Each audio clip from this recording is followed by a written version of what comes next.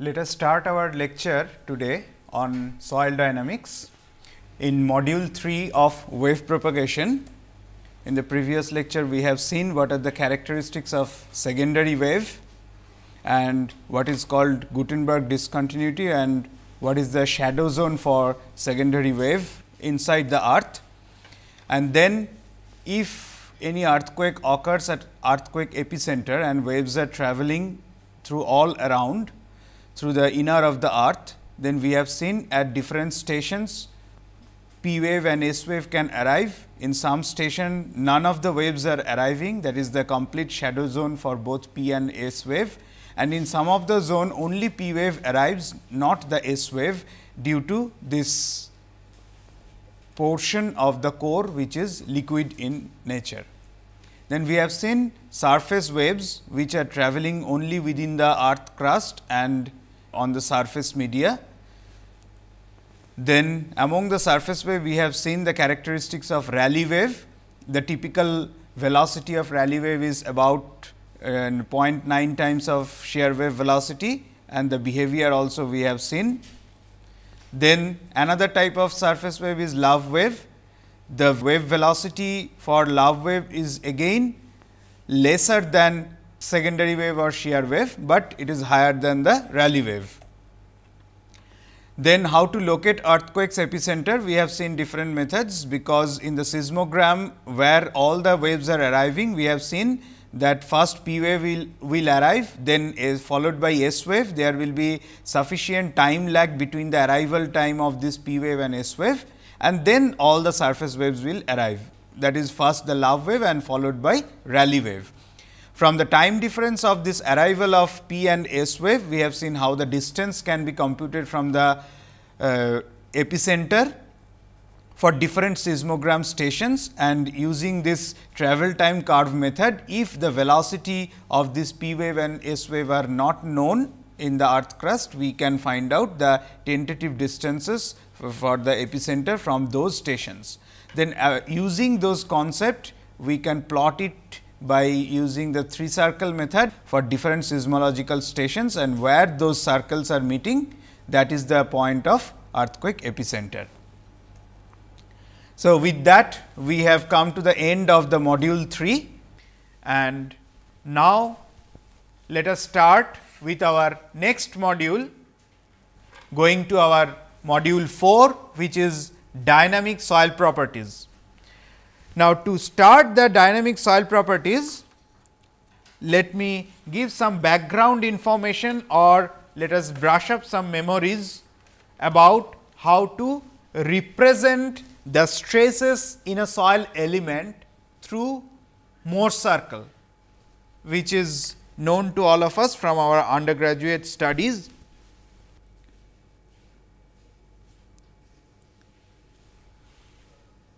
So, we know if we take a small soil element in 2 dimension, let us say this is sigma vertical, this is sigma horizontal, and we are considering principal stress condition. So, they are principal stresses, obviously there will not be any shear stress, and let us say sigma v is greater than sigma h.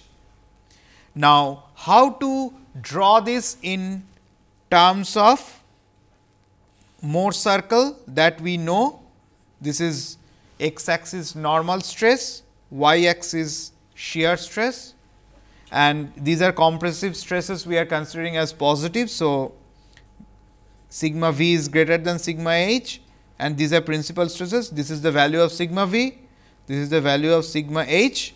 Then using these 2 extreme points, the middle point is center, we can draw a Morse circle easily.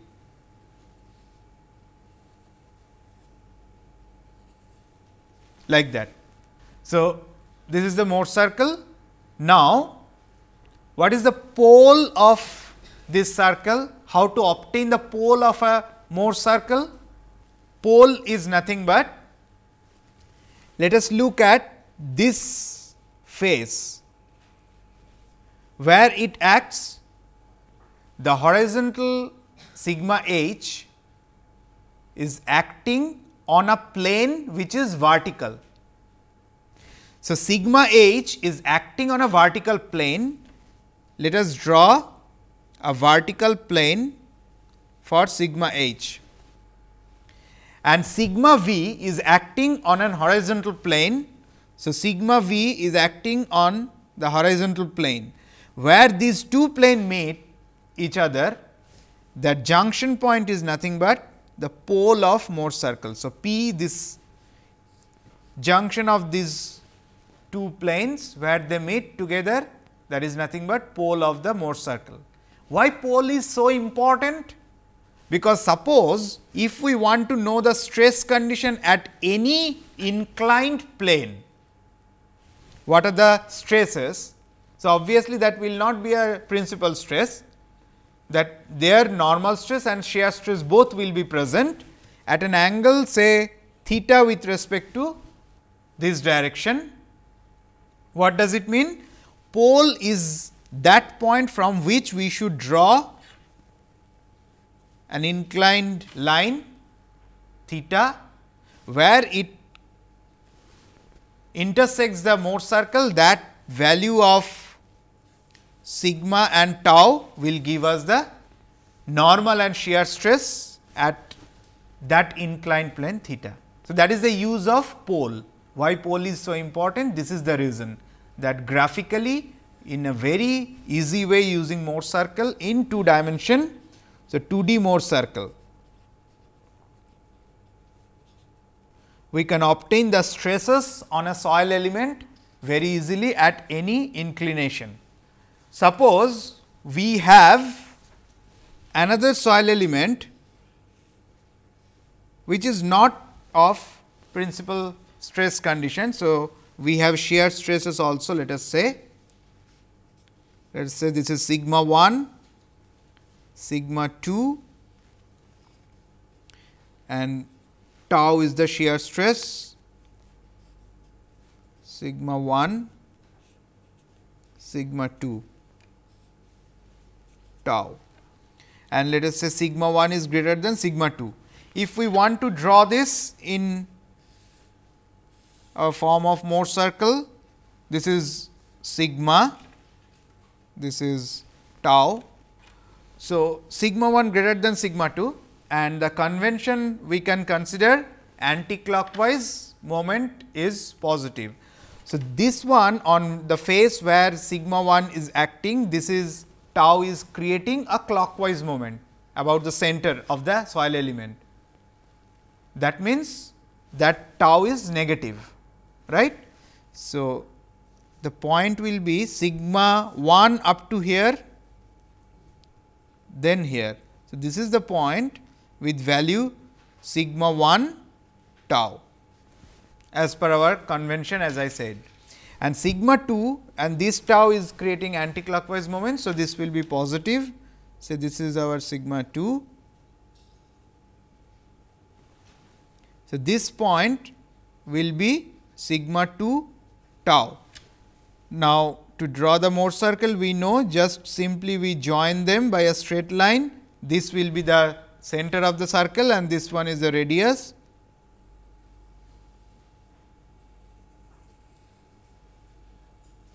So, this is how we draw the Morse circle for any stress condition like this. Now, how to obtain the pole for this Morse circle? In the same way as I have explained, always remember the sigma 1 is acting on this horizontal plane. So, sigma 1 it is acting at horizontal plane. So, draw a horizontal plane like this. Let me use another color, and the sigma 2 is acting on a vertical plane. So, sigma 2 is acting on a vertical plane. So, where sigma 2 is there, draw a vertical plane, and where these two planes are meeting each other on the circumference of the circle, obviously, it will meet on the circumference of the circle. That point is nothing but the pole of the Morse circle. So, this is the pole of the Morse circle. Again, why it is important? As I have said, for any inclined plane to obtain the normal and shear stress, we can draw in the Mohr circle that inclined plane with respect to the pole. That is how we can get the normal and shear stress for any soil element. So, this is the representation of two dimensional stresses, but having two dimensional stresses in our static problem or assumptions in the static problem by considering two dimensional stresses for soil is pretty well valid, because when we take any soil element, we consider the vertical stress is one major principal stress and the horizontal throughout the section, cross section remains uniform, we assume in the static problems. So, because of that, we can very well take a two dimensional problem and represent it in the form of a Mohr circle. But in case of dynamics, it is not true always. In most of the cases, it is not true that the stresses in the all around cross sectional area of the soil element should be same, because it may happen many a times because of your propagation of the wave, basically the S wave, your direction of particle movement perpendicular to the direction of S wave can be in a particular direction, say in the east west direction instead of north south direction. In that case, the stresses in that east west direction will be different than the stresses in the north south direction for the soil element. So, for dynamic problem, it is not correct to consider a two dimensional stress problem or two dimensional stress element and draw it in form of Mohr circle like this and to get stresses for soil element at any inclined plane. So, what to do? To address these issues of three orthogonal different stresses for a soil element in actual problem of dynamics, that is where sigma 1, sigma 2, sigma 3 are not same, they are altogether different. How to address that problem? Let us see. So, what we are now considering, let me draw this first. 3-axis system. First I am drawing 3 orthogonal axis system, say 1, 2, 3. 3 principal stress direction. Let us consider. Now, one element in 3 dimension. Now, I am taking this is one element in the 3 dimension. Let us say this origin is O, this point is A, this is B, this one is C. As we have taken, these are the principal stress direction. What does it mean? I am considering on this plane, let me draw it individually, so that it is clear to us. O, B, C on this plane, let us say we have normal stress sigma 1 and this is the direction of positive we are considering, compression positive. So, sigma 1 is what? The principal stress in direction 1 acting on this plane. Okay? Now, on this plane O C A, O C A, here we are considering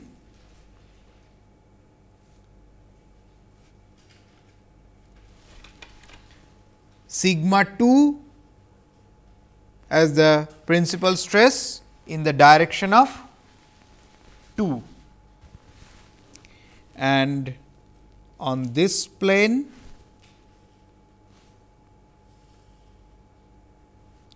O A B,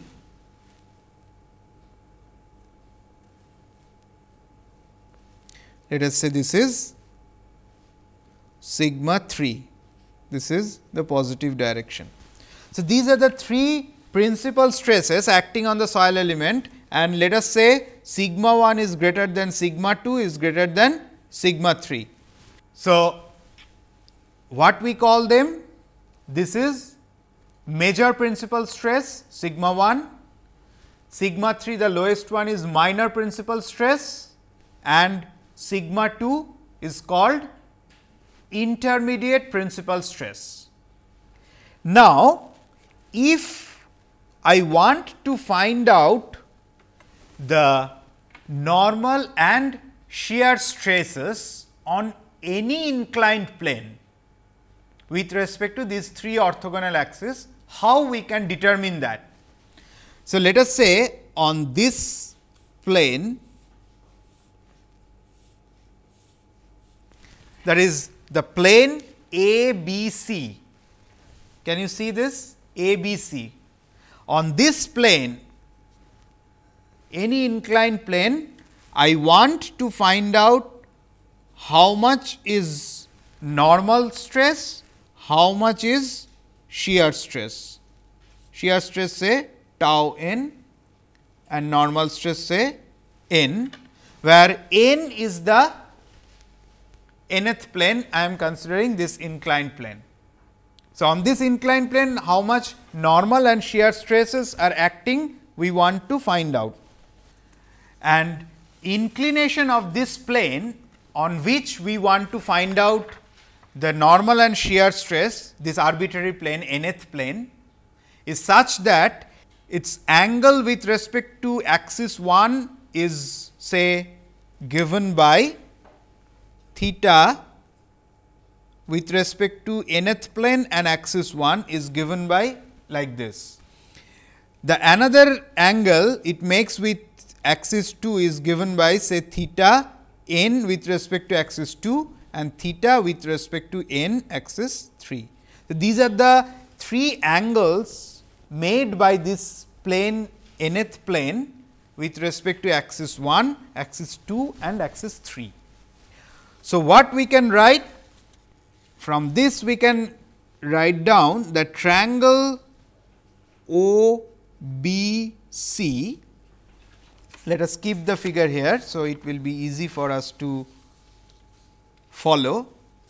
This triangle OBC, this area of the triangle is nothing but how much? We can express it as this inclined plane area ABC times cosine of n1, because n1 is the angle between this nth plane with respect to axis 1. So, the projection of this plane on this 2, 3 axis will give us the projection of this area on this plane will give us the area OBC, right. Similarly, the other areas like area OAC, this area should be area ABC times cosine of that angle n2, because this is projection on 1 and 3 axis. 1 and 3 axis, it will be the projection cosine of angle this one makes with respect to axis 2. Projection of that on this will be the area, and triangle OAB, this area should be triangle ABC times cosine of angle between that nth plane and axis 3. So, nth plane, that direction is nothing but perpendicular to this one. Okay.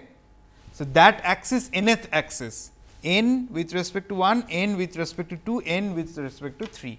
These are the 3 angles. Now, the normal force acting on this inclined plane ABC is sigma n. So, from which what we can write? The total normal force will be the normal stress times the area of that inclined plane, which will be nothing but equals to sigma 1 times O B C cosine n 1 plus sigma 2 times O A C cosine n 2 plus sigma 3 times O A B cosine n 3. Total normal force I am obtaining. Total normal force on nth axis or nth plane, that should be equal to this one, that is component of the normal force what we are having on plane OBC. So, on plane OBC we have total normal force is sigma 1 times this area, then its projection on the nth plane. So, that is why cosine of n 1. Similarly, for the other two, sigma 2 OAC times projection of it on this and sigma 3 OAB times projection on this. So, now if we put OBC, OAC and OAB expressions from here, from this relation in this expression, then ABC from both the sides will get cancelled. So, final expression from this relation we will get sigma n equals to sigma 1 cosine square n 1 plus sigma 2 cosine square n 2 plus sigma 3 cosine square n 3. So, this is the expression by using which mathematically we can obtain the normal stress on any nth plane from the given 3 principal stresses sigma 1, sigma 2, sigma 3 and knowing the angle of that normal plane with respect to those principal stress directions. Now, mathematically we have obtained this. Let us see how the shear stress we can obtain now. So, resultant stress on that inclined plane ABC, let us say that is sigma r. The resultant stress is nothing but normal stress square plus shear stress square, right. And the resultant force F r should be this resultant stress times the area of that plane. Now, what is the force acting on this plane OBC, that is principal planes, that is sigma 1 times area OBC, which is nothing but sigma 1 ABC cosine n 1. Similarly, the other 3 also we can write, like force acting on OAC is sigma 2 times OAC, which is sigma 2 ABC cosine of n 2, and area OAB should be sigma 3 times OAB sigma 3 ABC cosine of n 3. Now, this resultant force F r square is how much? Summation of squares of the 3 orthogonal forces, right. So, it should be equals to F OBC square plus F OAC square plus F OAB square. So, on simplification what we will get, this FR square is equals to sigma 1 delta ABC cosine of N1 whole square plus sigma 2 ABC cosine of N2 whole square plus sigma 3 ABC cosine of N3 whole square. Therefore, sigma r square, this ABC square we can cancel from both the sides, it boils down to sigma 1 square cosine square N1 plus sigma 2 square cosine square N2 plus sigma 3 square cosine square N3. This is another relation we can obtain.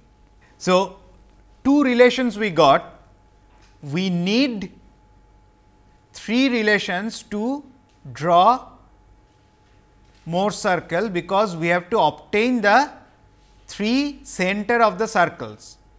Now, how to represent these 3D stresses in the form of 2D Mohr circle? That is, we are representing now 3-dimensional stresses in 2-dimensional form. How to do that? Let us see. So, the third relation which must follow is the cosine rule of angles. What is that? Cosine square N1 plus cosine square N2 plus cosine square N3 must be equals to 1, right. This is the cosine rule of any inclined plane with respect to the 3 orthogonal axis system. Fine. Some of the books they denote it by L, M and N, L square plus M square plus N square equals to 1. So, using these three relations, what are those three relations? I have highlighted it here. Let me put it once again, so that now we know. Yes, this is one relation, this is the second relation, this is the third relation. Using them, now we can simplify these three and write that cosine square N1 tau n square plus sigma n minus sigma 2 sigma n minus sigma 3 by sigma 1 minus sigma 2 sigma 1 minus sigma 3. On simplification, one can get this expression using those three relations. Similarly, cosine square N 2 should be tau n square plus sigma n minus sigma 3 sigma n minus sigma 1 by sigma 2 minus sigma 3 sigma 2 minus sigma 1, and cosine square N 3 can be solved as tau n square plus sigma n minus sigma 1 sigma n minus sigma 2 by sigma 3 minus sigma 1 times sigma 3 minus sigma 2. Now, how does it help us to obtain the radius and center of Mohr circle? What is the nature of these three values? They must be greater than or equals to 0. They cannot be negative. Am I right? This is a cosine of an angle square. So, it never can be negative. This also must be greater than equal to 0. This also must be greater than equal to 0. Now, what we can look here, that sigma 1 is greater than sigma 2 is greater than sigma 3. So, this parameter is always, this is positive, this is positive, positive. Sigma 2 is greater than sigma 3, this is positive, but sigma 2 is less than sigma 1. So, this is negative.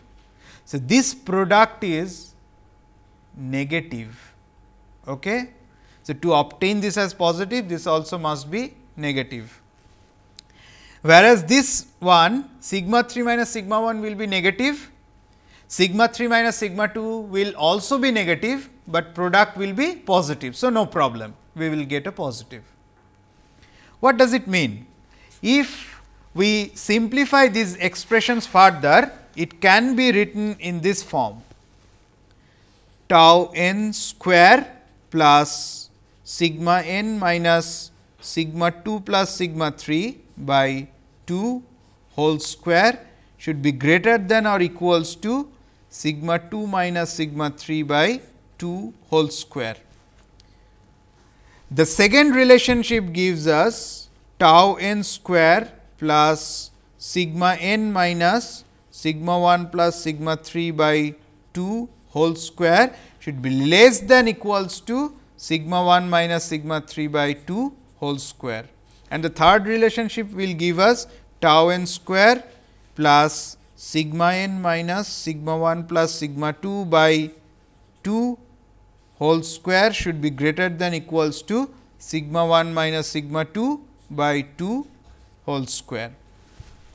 What does it mean? Where from they have come? Let us put it back here again.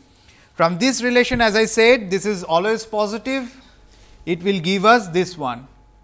This, if you simplify, if you take it here, it will be positive. You will get this greater than equal to sign for this one. Whereas, for the second one, to satisfy this relation, this is being negative, the relationship will come like this. If you simplify, you will get, and the third relation one is this is positive. So, if you take it here, you will finally obtain this relationship greater than equals to like this. So, from these three relationship, now we have to see how we can draw these 3D stresses in 2-dimensional Morse diagram form. So, that we will continue in our next lecture.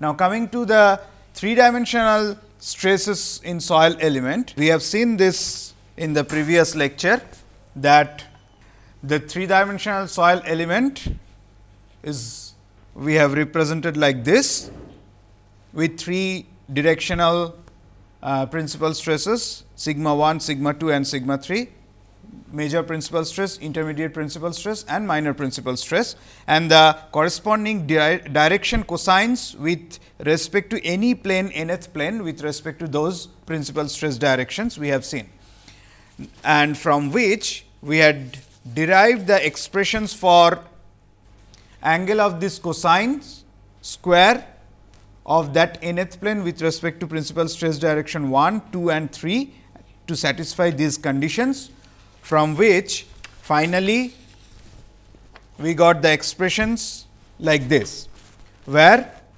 this tau n is nothing but the shear stress on that nth plane on which we want to find out what is the normal and shear stress. Sigma n is the normal stress on the nth plane, and other things we have already defined. So, from these expressions, what we can say, if we want to represent it in graphical form, in the form of a circle, if we look at these equations very carefully, these are nothing but equations of a circle. This is also equation of a circle, equation of a circle, equation of a circle, with which these are the center of the circle and these are the radius of the circle, right. If we recap our memories of equations for general equation for circle, we can easily remember these things. So, if we want to draw these circles in a 2D plane, how they should look like, let us draw it. So, this is our normal stress direction, shear stress direction. Now, first equation, let us look at it. Let us take one by one. This is sigma 1 and sigma 2. So, these are the two principal stresses, and what we have considered, sigma 1 is greater than sigma 2 is greater than sigma 3. That is the condition we have taken. So, let us plot those principal stresses. Say this is our sigma 1, this is sigma 2. So, with these two principal stresses, we can draw a Mohr circle with the center of the circle at sigma 1 plus sigma 2 by 2.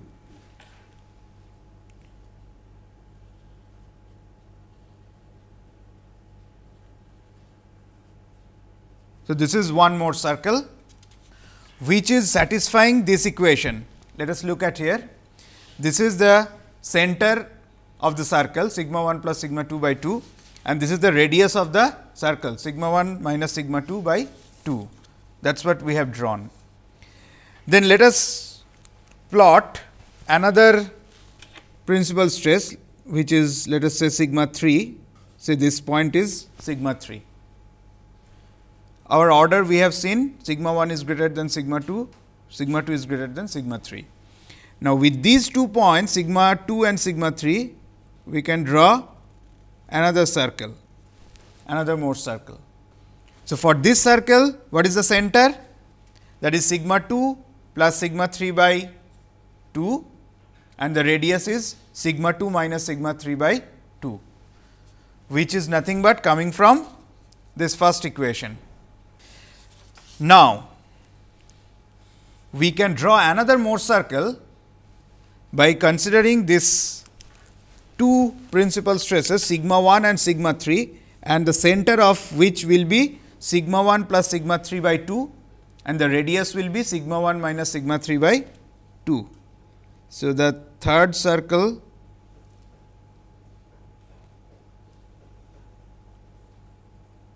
should be something like this. Fine. Now, the state of stress of any point which we are trying to find out on nth plane.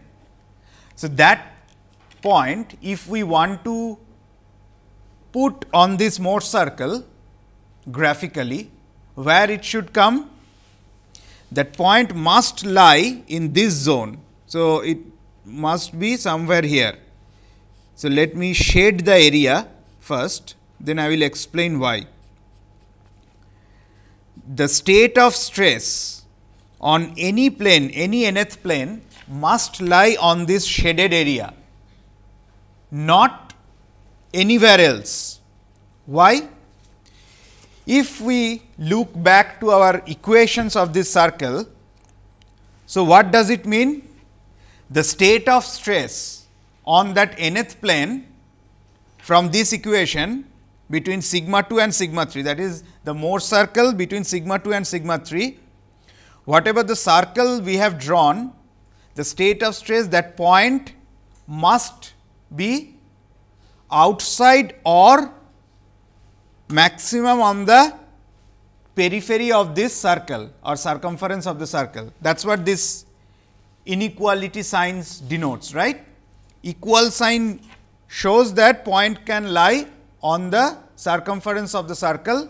The greater than sign denotes the point can lie outside the smaller circle between sigma 2 and sigma 3. Clear? What about the second equation says?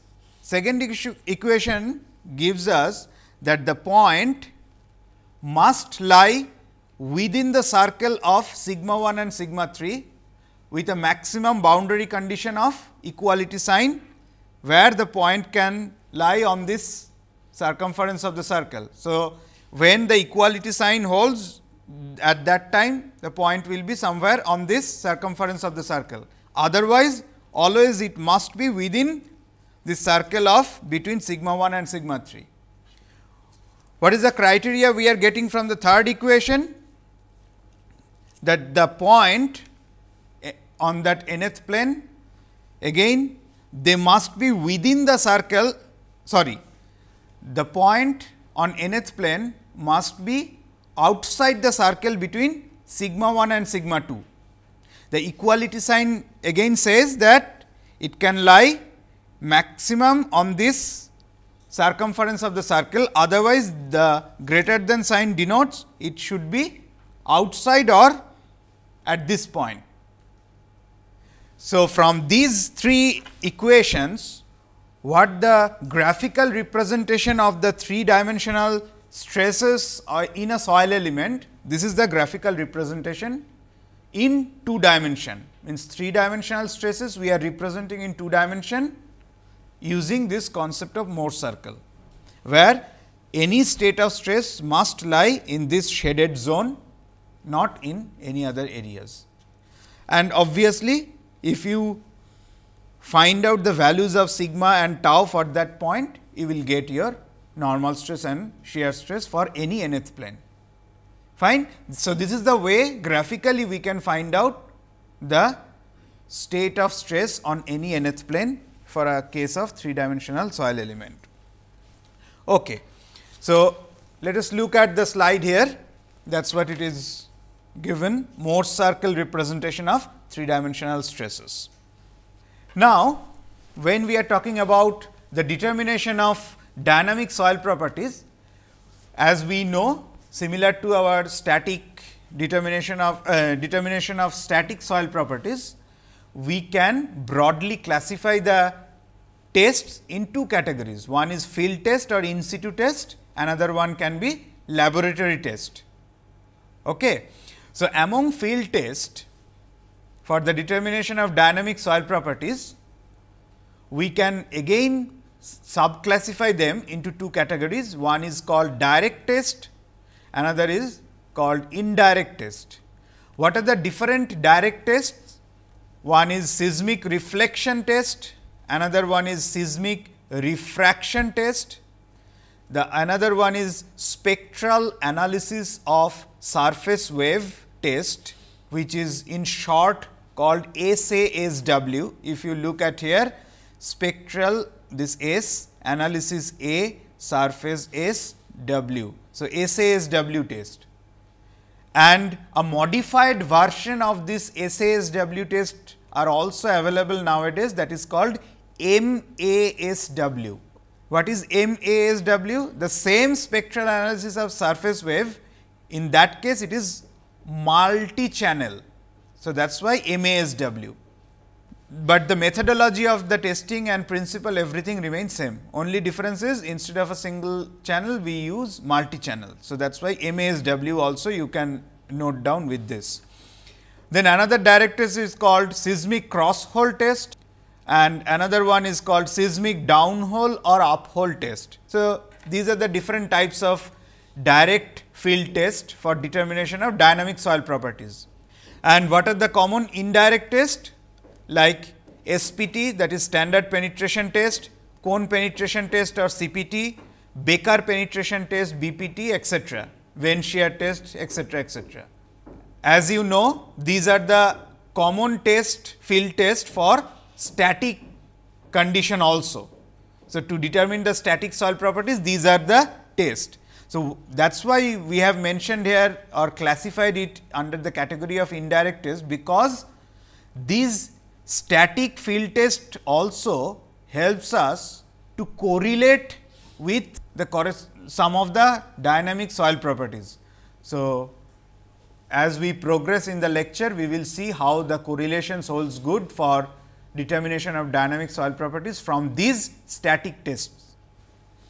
So, now for different types of direct test for this field testing, what is the basic methodology? That we have to create a vibration in the soil. That is the basic criteria to do a direct test for the dynamic soil properties. So, to create an impulse or a vibration within the soil, there are various types of methods. These are shown in the picture here. The first one is by using shallow explosives. If we use some explosive at a very shallow depth below ground, then the waves can get generated and then we can record them using different direct test method for the determination of dynamic soil properties. The second one is by using vertical impact on the soil directly like this, and another type can be by using horizontal impact like this. If you put a log, so wooden log is kept, then on that you create or hammer it, then by providing that you are creating a vibration in your soil which gets propagated. So, these are the sources of vibration. These are called sources of vibration for different seismic geophysical test or the direct test. So, now let us come to the major criteria or characteristics of various direct test. The first one is seismic reflection test. As the name suggests, here we use the principle of reflection of wave. We have seen wave propagation, the three components: reflection, refraction and the incident wave, three components of waves. So, here the concept of reflection of waves are used. This S is nothing but source, that is where you are creating that disturbance or vibration in the soil by using any of the above three methods, just now what we have described. And the point R is called receiver. So, these are receiving the disturbance created at this point, followed as a waves through the soil media, and which is finally recorded at the receiver R. Suppose if we have layered media, layered soil media like this, and these are horizontal layers, let us assume first, and the top layer is having a primary wave velocity or P wave velocity, say Vp1, and the second layer is having a primary wave velocity or P wave velocity of Vp2. Then obviously, the waves which are traveling, some of them will get reflected back in the first media and some of them will get transmitted in the second media. So, and I is the angle of incidence with respect to vertical. So, this angle between them is 2I. So, it shows path for incident ray and reflected ray of P wave from horizontal layer boundary, and how much time is required for the wave energy to come from this point S to R. If their horizontal distance on the ground is given by x, then the time T d is given by distance of travel by the wave velocity in that media. Because primary wave, as we know, this is the wave which will travel fast, right. So, obviously, first one which we are recording in our time receiver, that T d is nothing but x by Vp1. And the angle of incidence of the impulsive energy travelling downwards, that I can be expressed as tan inverse x by 2h, which is very simple from this triangular distribution. From the geometry we can write it very easily. And the time taken by the reflected wave, by putting all this relationship T r, that can be, the previous time was the for the direct wave and this is for the reflected wave. So, direct wave actually goes directly from here to here. So, T d is this one, whereas reflected wave is the next one which will arrive at your receiver.